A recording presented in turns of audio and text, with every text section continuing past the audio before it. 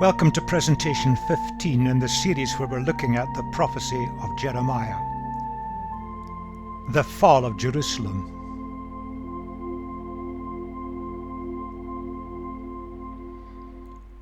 Let's for a moment just look back on the previous presentation. Here there are described a series of events involving two kings, presented not in chronological order but with a theological sequence.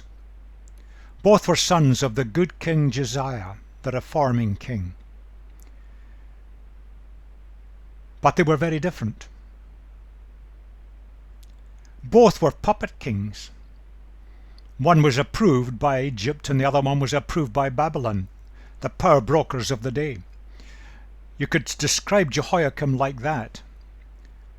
Totally self-centered, accumulating wealth to himself, and totally self-willed.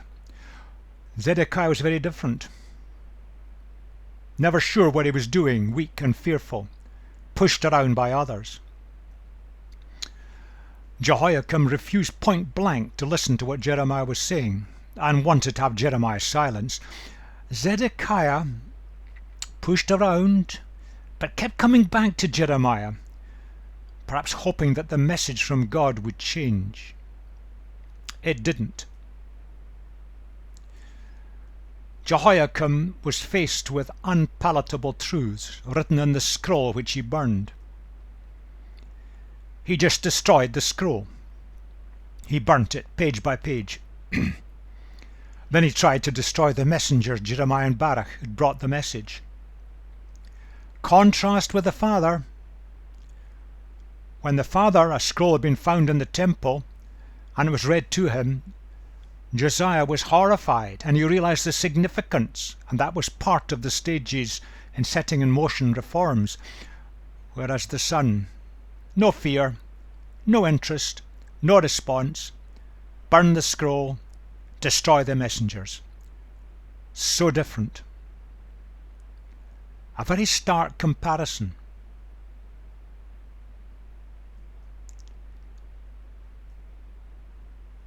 Poor Zedekiah was weak and indecisive.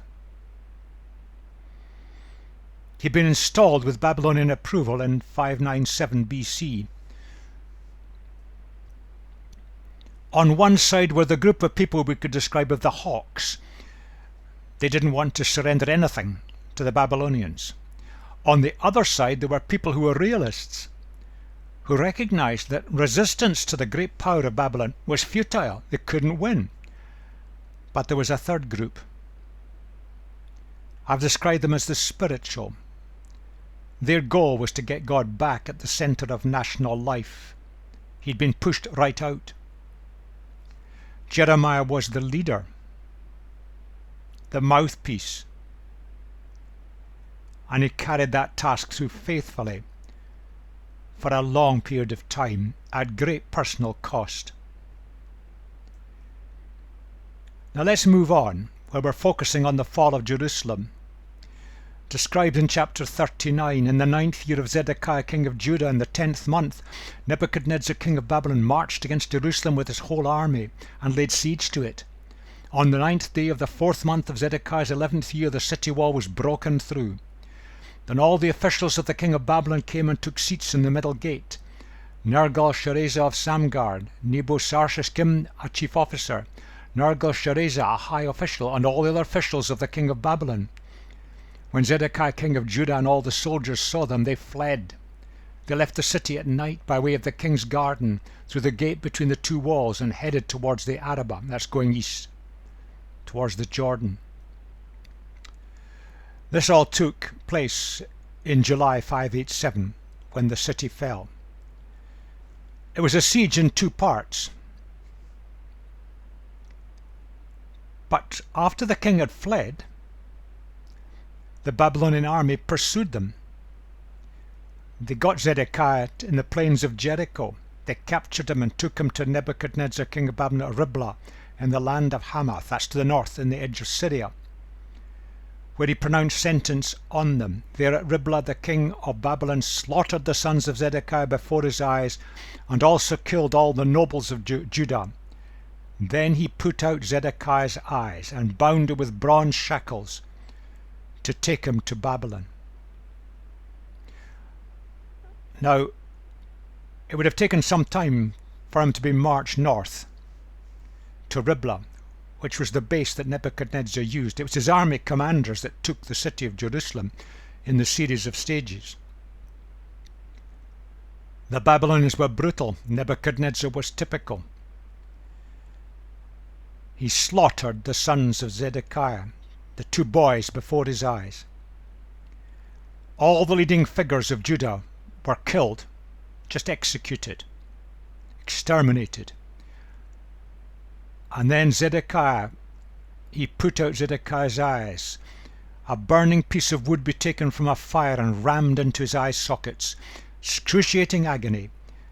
And the last thing that Zedekiah saw was the death of his children. Shackled and marched north to Babylon. The siege was a long siege, but there was a gap in the middle where they'd heard an Egyptian army was mustering and travelling north. So Nebuchadnezzar's army had gone to examine that and to take on the Egyptian army. The Egyptians saw them and fled back south again. So there was a gap in the middle of the siege. But finally the city fell because Zedekiah wouldn't listen to Jeremiah and wouldn't capitulate and negotiate with the Babylonians. They held out to the last, and what a terrible end it was. Back to the city, the army commanders. The Babylonians set fire to the royal palace and the houses of the people and broke down the walls of Jerusalem. Nebuzaradan, commander of the imperial guard, carried into exile to Babylon the people who remained in the city, along with those who had gone over to him and the rest of the people. But Nebuzaradan, the commander of the guard, left behind in the land of Judah some of the poor people who owned nothing, and at that time he gave them vineyards and fields. Now Nebuchadnezzar, king of Babylon, had given these orders about Jeremiah through Nebuzaradan, commander of the imperial guard. Take him and look after him. Don't harm him, but do for him whatever he asks. So Nebuzaradan, the commander of the guard, Nebuchadnezzar, a chief officer, and Nelgar-Sharezer, a high official, and all the other officers of the king of Babylon, sent and had Jeremiah taken out of the courtyard of the guard. He was under house arrest. They handed him over to Gedaliah, son of Ahikam, the son of Shaphan, to take him back to his home. So he remained among his people. While Jeremiah had been confined in the courtyard of the guard, the word of the Lord came to him. Go and tell Ebed-Melech the Cushite, this is what the Lord Almighty, the God of Israel, says. I'm about to fulfill my words against this city, words concerning disaster, not prosperity. At that time they'll be fulfilled before your eyes. But I will rescue you on that day, declares the Lord. You will not be given into the hands of those you fear. I will save you, and you will not fall by the sword, but will escape with your life, because you trust in me, declares the Lord. Ebed-Melech, a Cushite from northern Africa, he was the one that arranged the rescue of Jeremiah from the slow death in the mud of the tank of water. And God spoke to him, and this man was rescued from the disaster. It would have taken months for all of this to take place.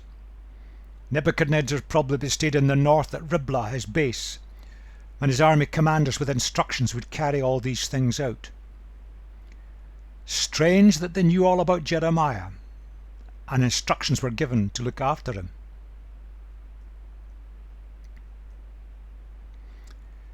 The word came to Jeremiah from the Lord after Nebuzaradan, commander of the imperial guard, had released him at Ramah.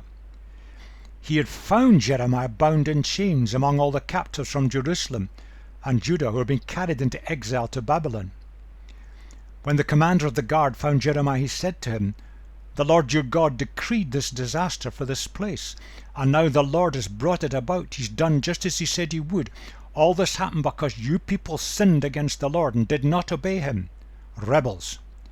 But today I'm freeing you from the chains in your wrists. Come with me to Babylon if you like, and I'll look after you. But if you do not want to, then don't come. Look, the whole country lies before you. Go wherever you please. However, before Jeremiah turned to go, Nebuzaradan added, Go back to Gedaliah, son of Ahikam, the son of Shaphan, whom the king of Babylon has appointed over the towns of Judah. Live with him among the people, or go anywhere else you please. Now Ramah is about 5 miles north of Jerusalem. And what appears to have been happening here was that it was a kind of staging post. All the people of importance in the land, people with skills and abilities, were being gathered there, and they're going to be marched to Babylon, hundreds of miles. And somehow Jeremiah had got mixed up in that. Instructions had been given to set him free, but he got taken in with that group ready for deportation, and he was found there by Nebuzaradan, who had him set free. A remarkable insight. The Babylonians seem to have been extremely well informed. Or maybe they'd question people. Jeremiah had argued all the time that all this was happening because of rebellion against God. The nation of Judah had pushed God to the margins, and the leadership were responsible for it, political and religious. And Jeremiah at the end had argued for capitulation to Babylon. And that would have saved the Babylonians a lot of trouble, a lot of time in that long siege. But Zedekiah and his hawk-like advisors wouldn't go down that route. Nebuzaradan seemed to be remarkably aware of what was going on. Now we don't know how Jeremiah was known to Nebuchadnezzar. Perhaps he was regarded as a kind of friend, or perhaps there was a kind of respect for a man of God whose advice was ignored. He was given 3 choices. Come to Babylon, we'll look after you. Go anywhere you like in the land, or anywhere you like. Or join Gedaliah, the appointed administrator and the Babylonians had appointed to look after the land as a kind of province.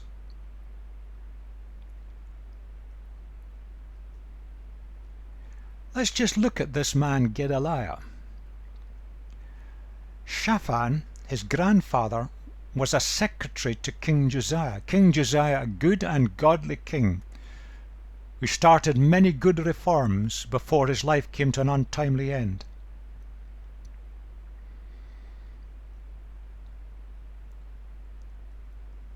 Sons and grandsons. And the evidence suggests that all of them were very sympathetic to Jeremiah. They listened to God and they wanted God's ways. Gemariah had tried to dissuade King Jehoiakim from burning the scroll. He saw its importance and its meaning. The youngest son of the 3, was the one that Jeremiah entrusted to carry letters to Babylon.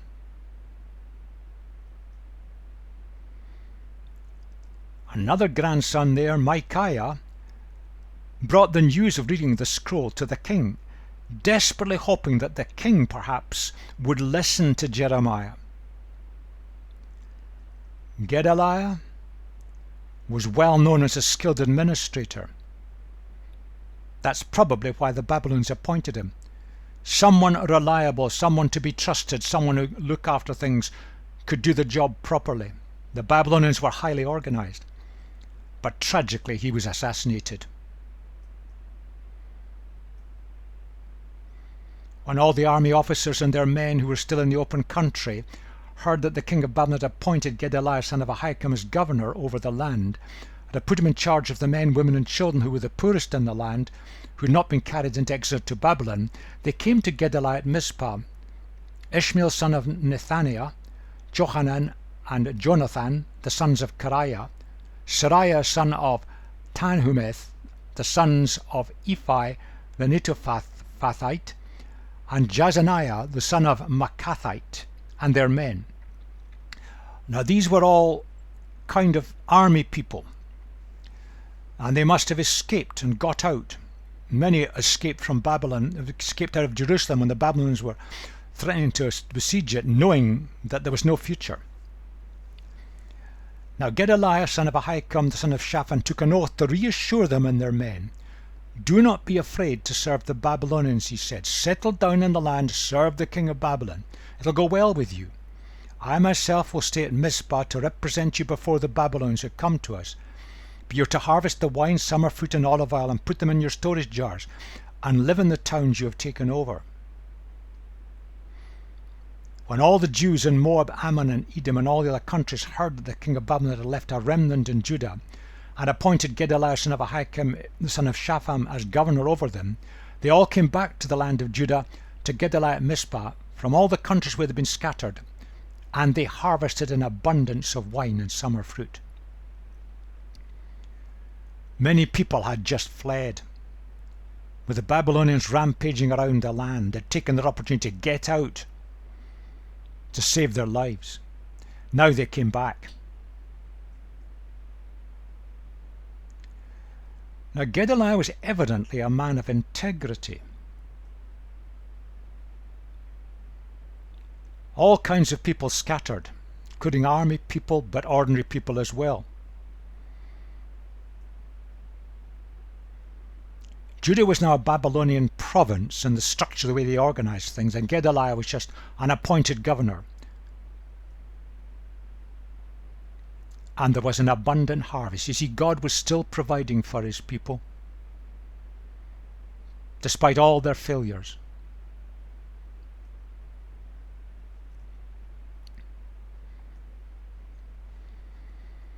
Johanan son of Kareiah and all the army officers still in the open country came to Gedaliah at Mizpah and said to him, "Don't you know that Baalis king of the Ammonites has sent Ishmael son of Nethaniah to take your life?" But Gedaliah son of Ahikam didn't believe him. A warning of impending assassination.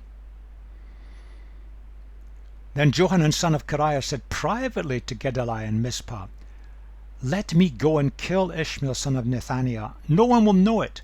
Why should he take your life and cause all the Jews who are gathered around you to be scattered and the remnant of Judah to perish?" Babylonians would get retaliation in.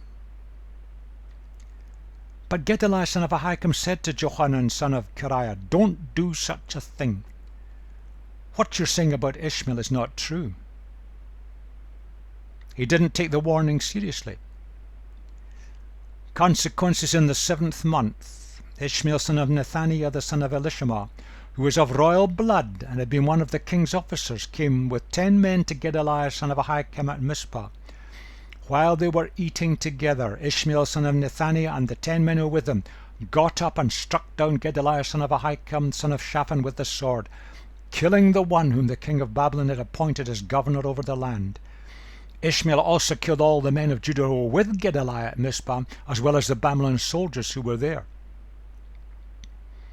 The assassination was carried out, breaking all the traditions of safety and security while eating together. Tragic story. Now this could have been later that year, 586, or it could have been a year or two later. We don't know precise details. We have seen that Gedaliah was evidently a man of integrity, trusted by all. And from the context of his family line, someone who had a respect for God and wanted God back at the center of things. He was trusted by others, and he trusted others. And that brought his downfall. How often this has happened down through history. Great men and women haven't believed that there are others who are determined for their destruction. They don't listen to the warnings. he couldn't see it, because he was warned twice of an imminent plot against his life. Now Ishmael was of the royal line. We don't exactly know what relationship he was. He didn't try to take over the land after the assassination. He fled. So perhaps he saw Gedaliah as a collaborator with the Babylonians, and he was part of that hawkish group that had caused so much trouble to Zedekiah. Gedaliah was a state official. Ishmael was a royal prince. Maybe that's significant.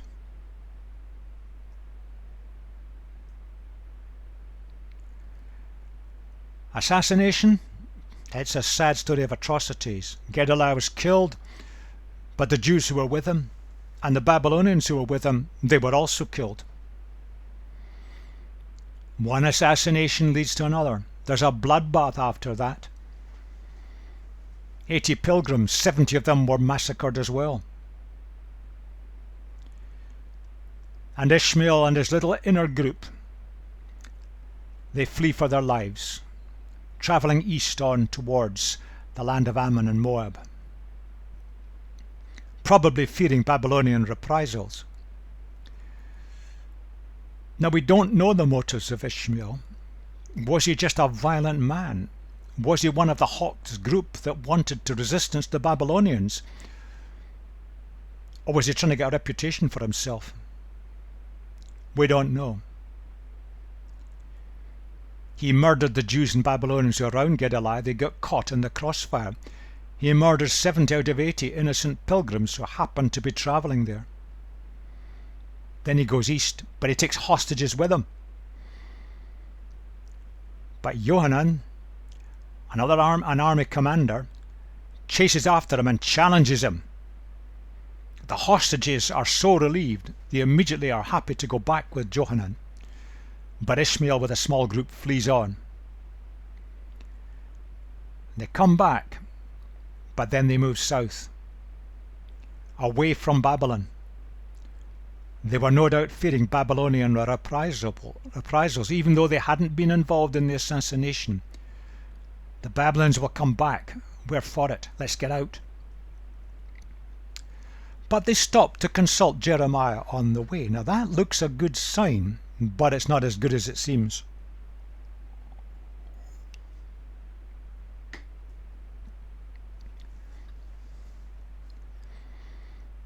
This fleeing group contains some army commanders, army officers, some royal princesses, they may have escaped from Jerusalem before it fell, small group of Jews, and they take with them Jeremiah plus his secretary Baruch against their will. Fearing Babylonian reprisals, they ask Jeremiah for directions, but they have no intention of changing their plans. So often we do this. We want to ask God, but we've already made up our minds what we're going to do. Or even in our churches, we have our plans all laid and then we ask God to bless them at the end, even though they're not God's plans for us at all. God is not a rubber stamp. They had no intention of changing, and Jeremiah knew that, and he warned them of the consequences of this behavior. Part of it is this: remnant of Judah, the Lord has told you, do not go to Egypt. That's where they were heading, going south. Be sure of this. I warn you today that you made a fatal mistake when you sent me to the Lord your God and said, pray to the Lord your God for us. Tell us everything he says and we will do it. I have told you today, and you still have not obeyed the Lord your God and all he sent me to tell you. So now be sure of this: you will die by the sword, famine, and plague in the place where you want to go to settle. They wouldn't listen. They'd made up their minds.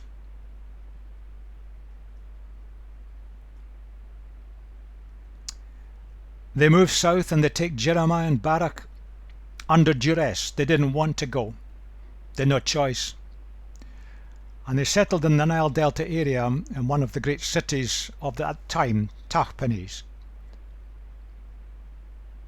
Jeremiah is told by God that Nebuchadnezzar will come and attack Egypt. Now that actually happened in 567, 566, less than 10 years later. He predicts no future for the refugees in Egypt. Quite a number of Jews had fled there previously to get away from Babylon. There's quite a colony now.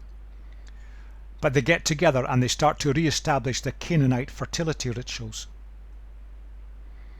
And Jeremiah explains what they've done.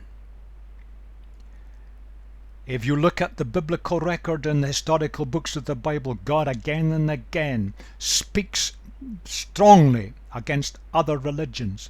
You must worship no other gods but me. Now we need to understand why he says that. Because these false religions were leading to this. This is what the false religions in the days of the Jewish nation at the time were doing.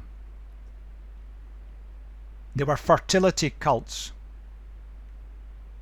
in order to get good crops, but very quickly that moved into human fertility, which moved into temple prostitution. Think of the damage to the young girls being used as temple prostitutes and all the disease that was spread. But it also involved child sacrifice. In order to appease these gods, sacrifice a child and he'll bless you with many more children and great crops and fertility. False religion leads to false practice. Now, it's unpleasant to say, unpopular to say today, but if you look at the religions of the world and look at the behavior patterns that come out of them in the cultures where they're strong, you can see parallels today. The teaching of false religions and these false gods lead to things which are hurting humanity, like temple prostitution and child sacrifice. There are other things today that are hurting people, and ordinary people are being hurt in lands where other religions dominate, and you only have to look at these, you can see the cruel and evil practices that go on. The logic of reincarnation of Hinduism leads to the caste system, and that leads to people with power at the top and people at the bottom who have nothing, treated as trash. God made us all of equal value before him. False religion, false gods lead to practices which hurt people. That's why God's so much against them. Now this is what the Lord God Almighty, the God of Israel, says. Jeremiah speaking again, why bring such a great disaster on yourselves by cutting off from Judah the men and women, the children and infants, and so leave yourself without a remnant? Why arouse my anger with your hands, with what your hands have made, burning incense to other gods in Egypt, where you've come to live? You will destroy yourselves and make yourselves a curse and an object of reproach among all the nations on earth. Have you forgotten the wickedness committed by your ancestors, by the kings and queens of Judah, and the wickedness committed by you and your wives in the land of Judah and the streets of Jerusalem? To this day they have not humbled themselves or shown reverence, nor have they followed my law and the decrees I have set before you and your ancestors. God had set before the people of Israel, Judah was the remnant of that people, guidelines about life. He set before them a worship system which pointed to the nature of God and the value of every human life. And it meant that if they followed these guidelines, their lives would be rich and full and free. But they chose not to. They thought they knew better than God. And here they are in Egypt. They haven't learned their lesson. They're going down that same route. Then all the men who knew that their wives were burning incense to other gods, along with all the women who were present, a large assembly, and all the people living in Lower and Upper Egypt, said to Jeremiah, we will not listen to the message you have spoken to us in the name of the Lord. We will certainly do everything we said we would. We will burn incense to the Queen of Heaven, a fertility god of the Canaanites, and will pour out drink offerings to her, just as we and our ancestors, our kings and our officials, did in the towns of Judah, in the streets of Jerusalem. At that time we had plenty of food and were well off and suffered no harm. But ever since we stopped burning incense to the Queen of Heaven and poured out drink offerings to her, we've had nothing and been perishing by sword and famine. They had experienced The time of Josiah, when there were reforms, when this sort of behaviour was suppressed, and the country was having threats from Assyria and Egypt, and they deduced they were connected. Not so. They got it wrong. And the Queen of Heaven and her fertility were leading to temple prostitution and were leading to child sacrifice. But look at that little bit. Here is a group of Jews, quite a big number, who'd fled to Egypt at various times. Jeremiah and Baruch had been taken there under duress. Jeremiah was continuing to speak to them, and they said, "We will not listen. We will not listen. We know better than God. We will do things our way."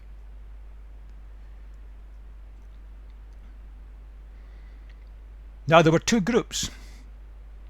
There were the Egyptian refugees and the Babylonian deportees taken away. Blatant determination to ignore Jeremiah and what he was saying. Utter confusion. Why has this happened to us? Why has the land been overrun? Has God forsaken us? Why was the temple destroyed? Why have we lost our king? The Egyptian group, their mindset was closed to listening to God. Oh, how common that is and how sad it is. Even amongst God's people today, mindsets closed to listening to God. We will run our religious system our way. We know how to do it. We've determined the rules. Eventually that group in the north, perhaps their children and grandchildren, because they were there for decades, they were open to realize the seriousness of what they'd done. They had rebelled, pushed God out, moved themselves away from God's protection. And in Babylon already, taken there in 597 in a previous deportation, was Ezekiel, the young priest, now in his late 30s. He was there to speak to the people, to teach them, to bring God's messages to them. You see, they'd brought the disaster on themselves, and it took Ezekiel a long time to get that message across to them. They wouldn't listen to Jeremiah. Eventually the group in Babylon listened to Ezekiel and desired to put things right and to get God back to the center of the frame of life.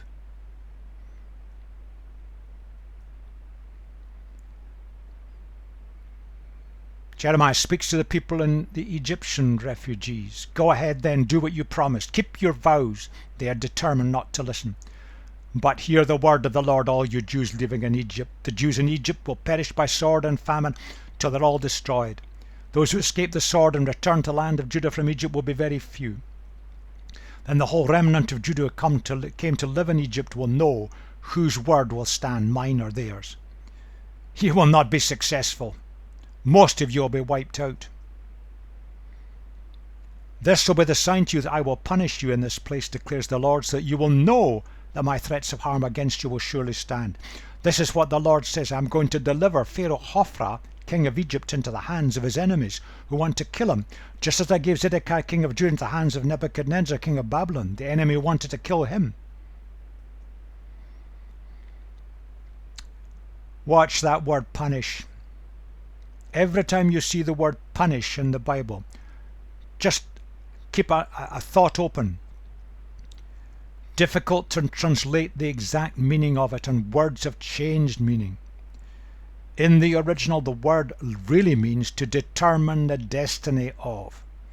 And there are lots of different examples. The word is very common and widely used, not in a sense of punishment in the way we use that word today.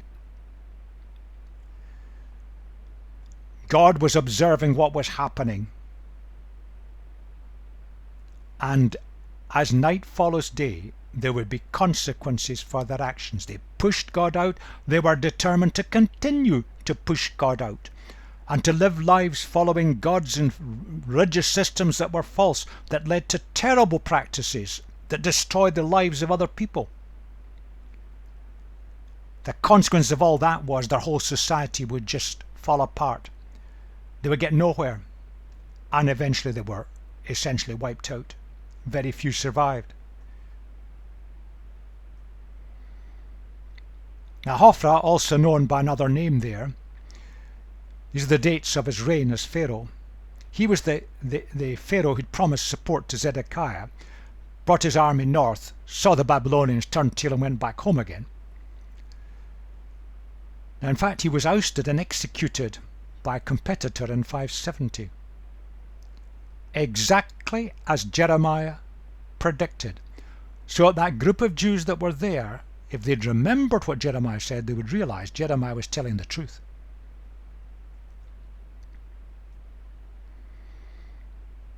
This section finishes with a very kind of sad story, but it has a very good side to it as well. Baruch, Jeremiah's secretary, had been taken to Egypt with Jeremiah against his wishes. Is he just a sad footnote in history, or was he a glorious success? Baruch said this: "Woe to me, the Lord has added sorrow to my pain. I'm worn out with groaning and find no rest." He had faithfully recorded all Jeremiah had said. He'd run the risks. He'd had to go into hiding.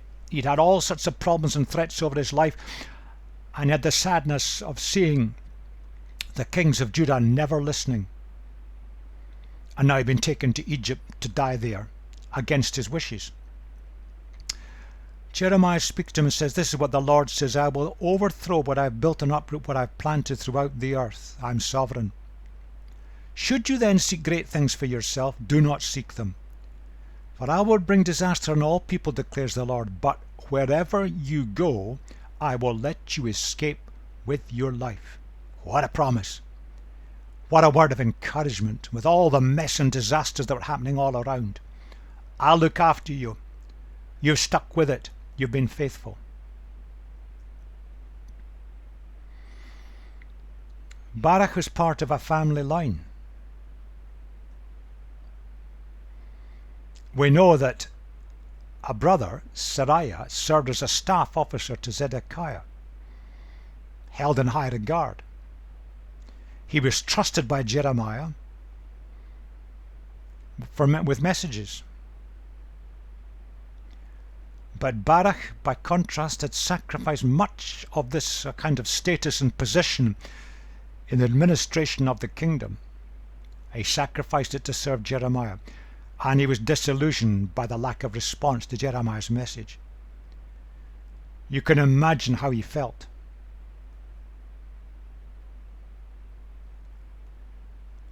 Was he a footnote in history who missed out on becoming someone important? Without Baruch's sacrifices and his commitment, we would not have the book of Jeremiah today. He was a skilled administrator because he could write, a minority skill in those days. He recorded Jeremiah's things, watched it being, or heard about it being burnt, and then re-recorded it at Jeremiah's dictation a second time round. A long, tedious, slow process, and probably he had a major hand in bringing all Jeremiah's prophecies together into the book that today we know as the book of Jeremiah. Someone who seemed unimportant, who lost out in the affairs of state, is perhaps a great man in God's economy, an encouraging word in the prophecy of Jeremiah.